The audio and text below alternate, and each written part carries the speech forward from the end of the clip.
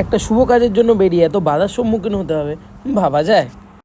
তো আজকে বেরিয়ে পড়েছিলাম ডায়মন্ড প্লাজার উদ্দেশ্যে।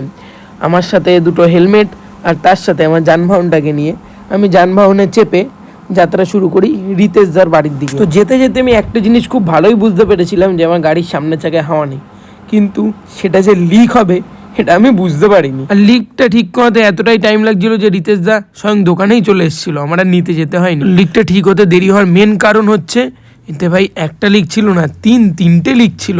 কোনো রকমের লিকটা ঠিক করিয়ে আমরা চলে যাই পেট্রোল পাম্পে। সেই জায়গা থেকে 40 টাকার পেট্রোল ভরিয়ে আমরা আবার রওনা দিই গন্তব্যস্থলের দিকে। 7 সমুদ্র 13 নদী পার করে আমরা সেখানে পৌঁছে তো যাই, কিন্তু পৌঁছে গিয়ে ঢুকে যায় একটা আন্ডারগ্রাউন্ড জায়গায়। তো মলের ভিতরে ঢুকে আমরা চলে যাই মলের 2nd ফ্লোরে, যেখানে ইলেকট্রিক জিনিসপত্রের জায়গাগুলো ছিল। আর তো ভিতরে ঢুকে ঘুরে ফিরে দাদার লাস্ট সবশেষে গিয়ে এই বক্সটাকে পছন্দ হয়, যেটা আমার পার্সোনালি খুবই ভালো লেগেছিল। এরপরে সব রকমের প্রসেস কমপ্লিট করে আমরা বক্সটা নিয়ে আবার বাড়ি। কেমন লাগলো? বহুত খেচাল করে কেনা হয়েছে।